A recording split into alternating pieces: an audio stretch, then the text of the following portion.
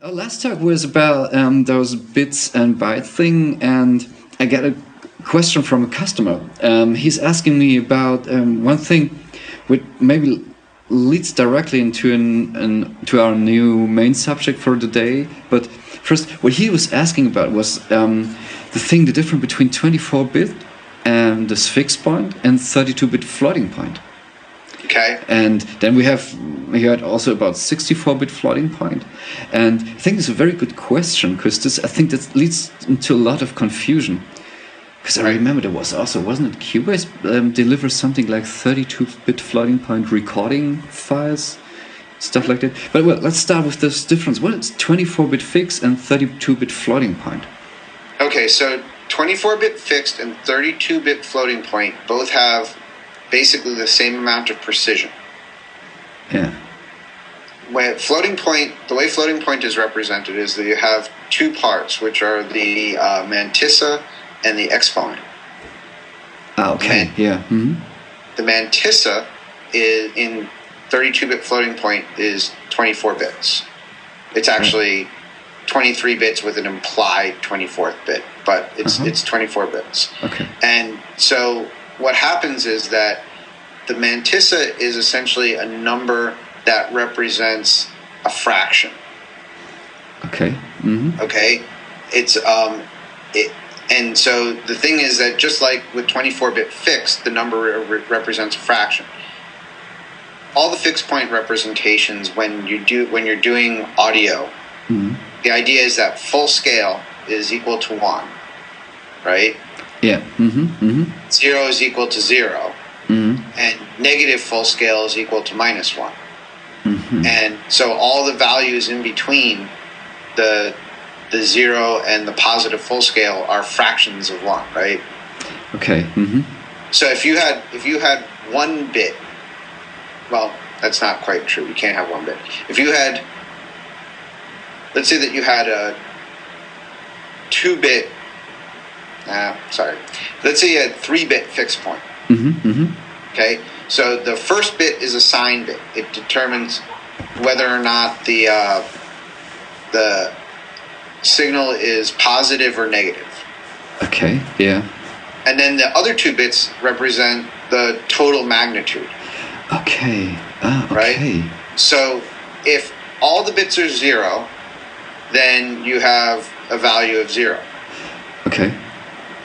Now, the thing is that basically, if the first bit is 0, then that means that it's not a negative number. And the other 2 bits correspond to the magnitude. So you have four possible values for the other 2 bits. You can have 0, 0, 0, 1, 1, 0, or 1, 1. Yeah. Okay. There's 4 of them, right? 4 of them, yeah. So 1, 1 is the equivalent of the value of the number being 1. Okay. So 1, 0 would be the equivalent of the number being, 3/4. Mm-hmm.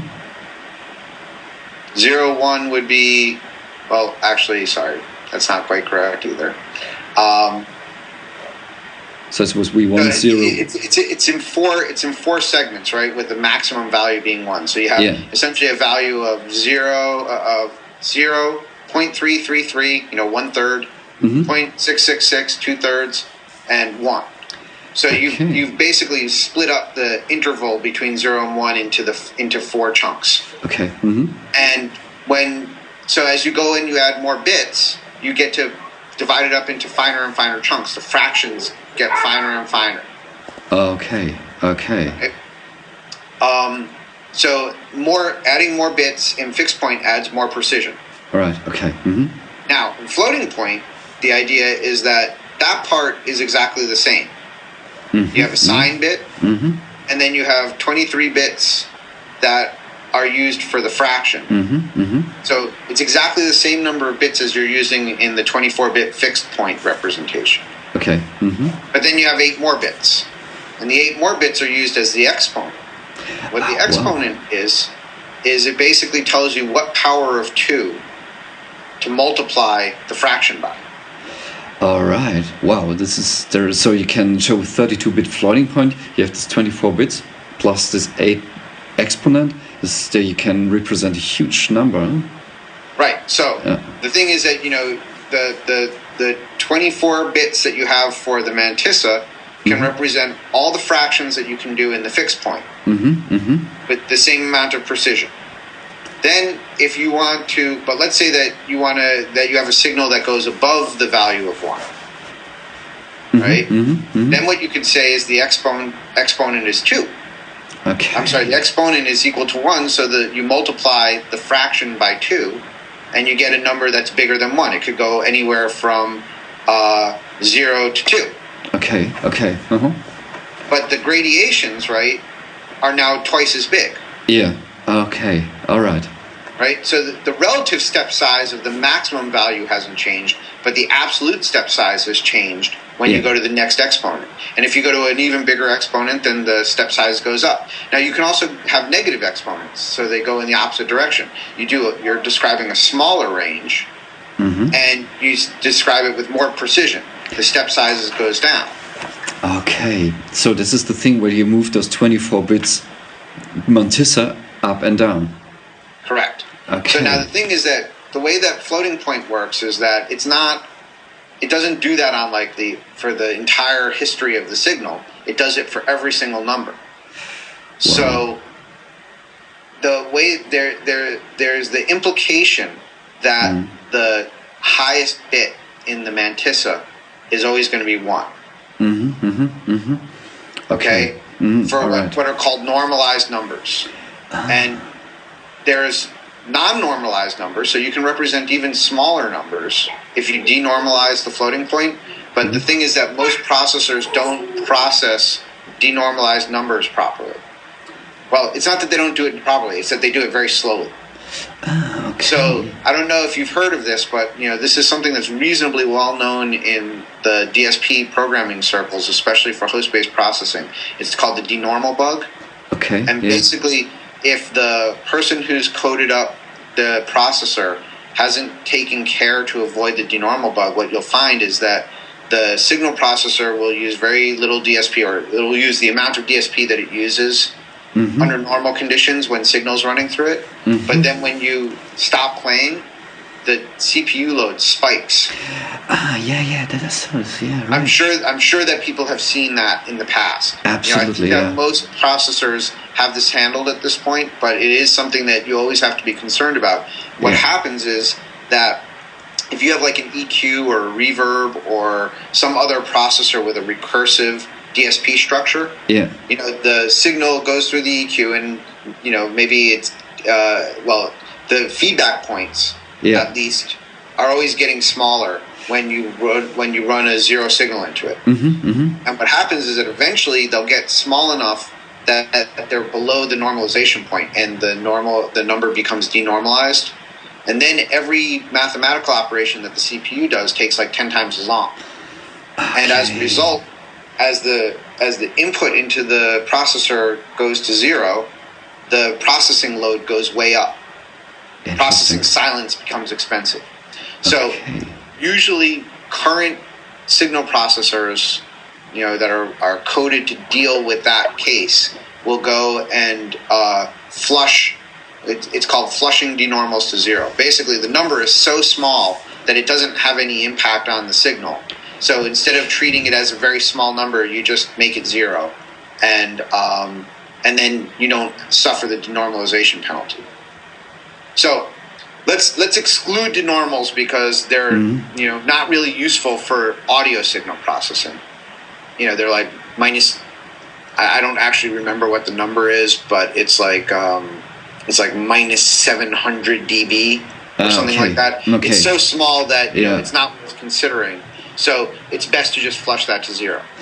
Okay. If we talk about a signal that isn't denormalized, if we exclude denormalized numbers and we only use normalized numbers, what we'll find is that basically everything that we're going to represent in a floating point number is going to be like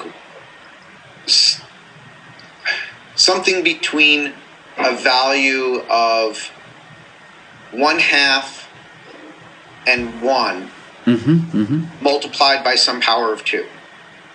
I have to write this because down. there's an implied full digit. Okay. Or between 1 and 2 multiplied by some power of 2. Okay. There's alternate ways that you can think about the representation, but the idea is that basically, as soon as you go from the domain in the mantissa of, for example, between 1 and 2, the exponent will change, and the mantissa will shift back to between 1 and 2.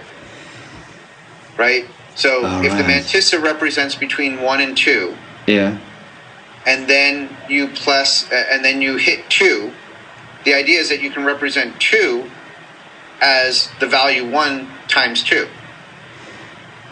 Okay. So the exponent will go up by 1 and the mantissa will drop back to 1. And then now as you go from 2 to 4, the mantissa will go from 1 to 2 being multiplied by 2, and as soon as you hit 4, the mantissa will drop back to 1 and the multiplier will change to 4. Okay. So the thing is that for any given number in floating point, you will have a fraction that has 24 bits of precision, lower than what essentially the largest value that's a power of 2 above the number that you're using is. Okay. It's a little complicated. Yeah. The point is that basically, for whatever number you have a full 24 bits of precision. Yeah, okay. And where that 24 bits of precision goes to gets shifted up and down depending on the value of the number. So the benefit to that is that, if, for example, you have a signal that gets large, you don't lose precision either at the top end or the bottom end. So when it goes up, when the value goes above full scale, when it goes above 1 to 2, in a fixed point system, it clips. Exactly. In a floating point system, it just keeps going up. Now, right. The thing is that once you go above the 1, what happens is that the step size has now gone up by a factor of 2. Yeah. All right. Okay. Right. So the steps as you go up above 1 now have twice the size, but the relative precision to its value is the same. Okay. Okay. All right. Okay. Understand. And then in the flip side, when you go down, right, when you go down to a half or to a quarter or to a 16th, then we do it the other way same around. thing. The relative precision moves down with the top value. Okay. So the thing is that you actually retain more precision than you would in a fixed point system, because when you go down to a half or a quarter or a 16th as the sort of the overall value, the thing is that the bottom part, those bottom bits don't change. You only have 24 of them. So like if you go down, it's 6 dB per bit, right? So if you go down, say 30 dB, then you have 5 bits that you're not using at the top. If you have a 24-bit signal, that means that there's only 19 bits of representation. With a 24-bit float, with a 32-bit float, there's still 24 bits of representation. Okay, so the thing is that you basically you maintain precision throughout all the values for both very big numbers and very small numbers in floating point. But the relative step size between steps in the signal changes depending on exactly what regime you're in. And that does add a little bit of complication to the overall analysis of the algorithms and things like that. This is my next question. How are you going to deal with this stuff when the signal goes to an equalizer, is processed to some send waves, going some together, and some, at the end of the day, you have there 2 channels with a lot of floating point maths going on, and then you have to deal with all of stuff. I remember there was one word that you posted. There was a question from Bob Katz, and he's asking if he's got some question about SpectraFu. You answered to him. I think it was on the beta list. This is said SpectraFu is floating point clean. Yes. And it was an interesting word because that really brought me also up to the thing where I said, is there a problem with floating point? And if you explain this, I can imagine this is theoretically it is no problem, but in practice there seems to be some obstacles to get. Or well, isn't the it? thing is that basically, you know, in my experience in general, we can you get slightly better results out of floating point. Yeah. For the same mantissa size. Okay. Mm-hmm.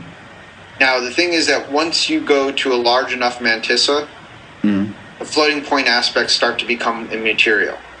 I can imagine. Okay. All right. So the thing is, like you asked about double precision, 64-bit floating point. Yeah. Right?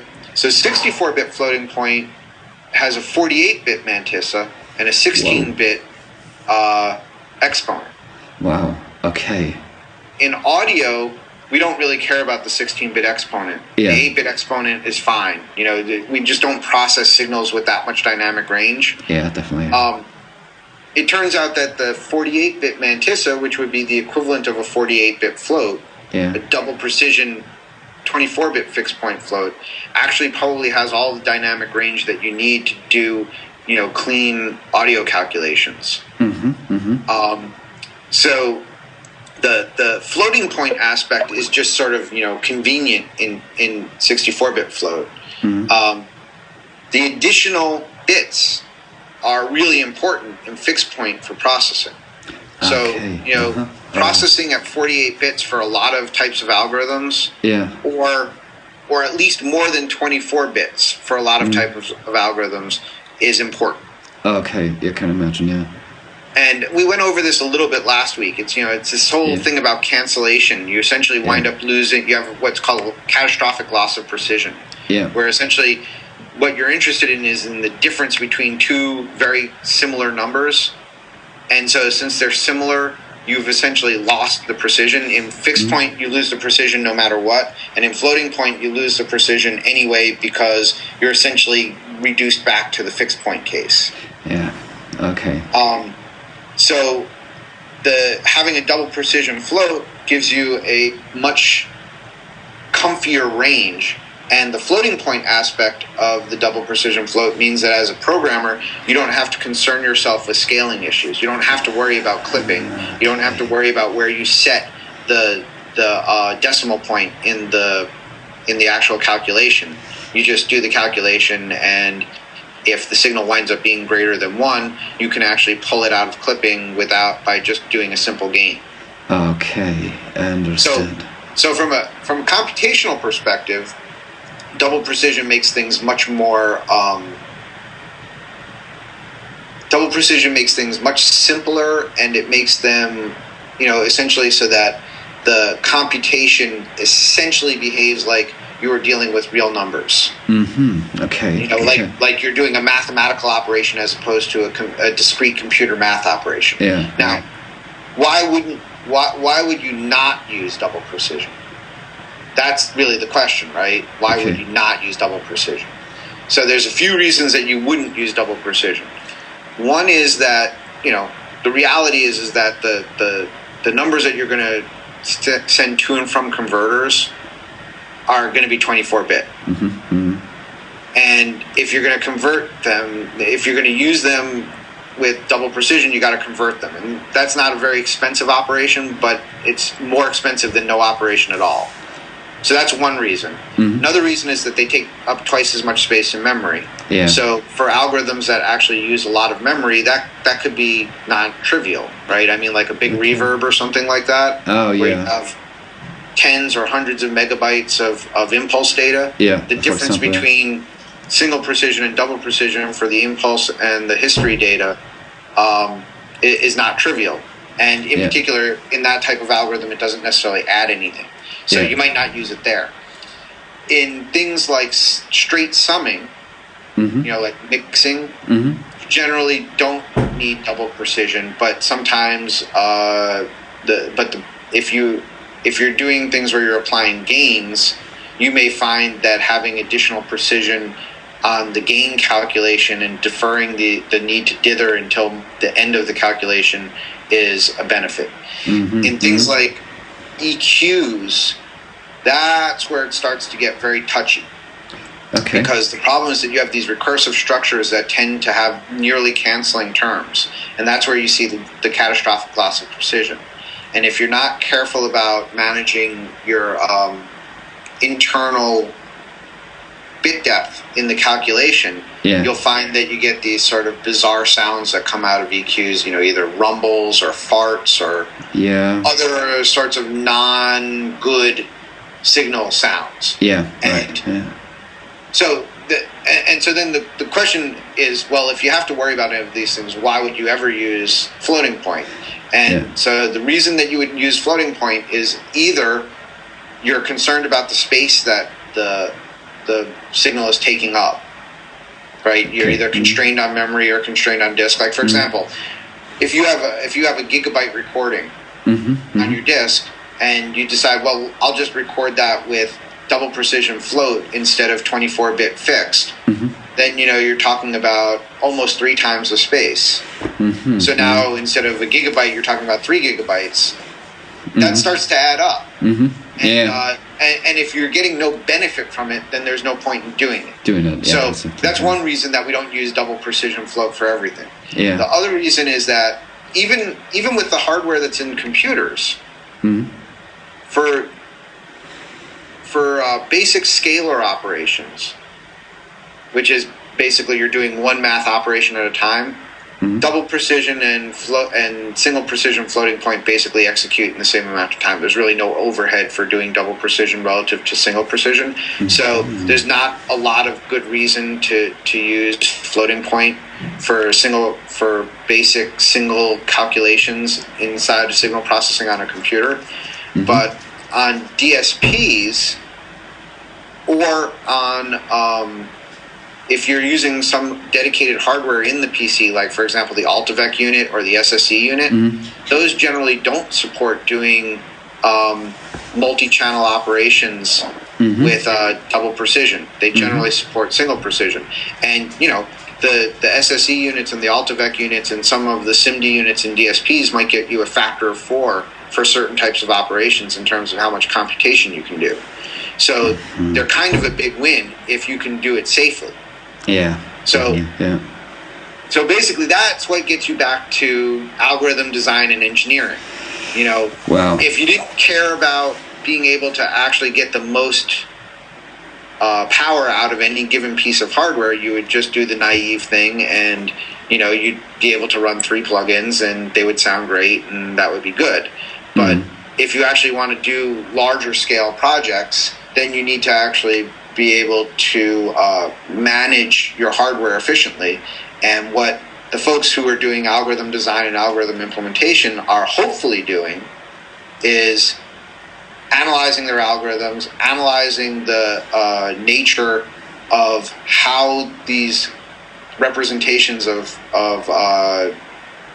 numbers and math work in the system, and are making intelligent engineering decisions to both optimize the runtime of the algorithm and also the precision of the calculation. So if you don't need the precision, then you're just wasting CPU. That you can use for different things. If there was something that, if you could use the lower precision thing and then accelerate it by a factor of 4, you should do that. But if you can't accelerate it by a factor of 4 without damaging the precision of the calculation to the point where it has an audible impact on what you're doing, then you shouldn't do that. And it requires careful analysis and time. And then when you're all said and done, it also requires listening to it and making sure that even though in theory it should work, in practice it might not. That's something. And unfortunately, of course, some of these defects are subtle. It's not like, oh, well, I used floats and it just doesn't work right. It's I used floats and if I carefully analyze it and listen to it, I find out that I have some shaped noise floor that's like 20 dB higher than it needs to be, and it adds some sort of veil to the sound and makes it sound muffled, slightly muffled. So it's not the sort of thing where you can just say, well, I'm going to punt and not listen to it. You have to be careful about this stuff. And that's the key to all of these sorts of processes is analyze, implement, and then profile. And profile in our world means listen in a good room with people with good ears and make sure that you're not missing things. Yeah. And especially this listening thing is also a question of the kind of experience that you got. And so, well, I also realized suddenly when you understand something, you suddenly learn to hear something. This is very interesting. It's very related to each other. Wow, so this is a one of the sad things about that experience thing, right, is that you can be perfectly happy with something. Yeah. Think that everything's great, and then you hear something that reveals things that you had never noticed before. Yeah. And you rarely can go back. That's hard. Oh my god. Right. Yeah. You've done a lot of work with that. Oh my god. This gives a complete new perspective of those coding aspect, because I heard when I talk about some customers, I've said that can't be that complicated to implement this and this feature or this thing or this idea. When I hear about that, it's completely different thing. Absolutely.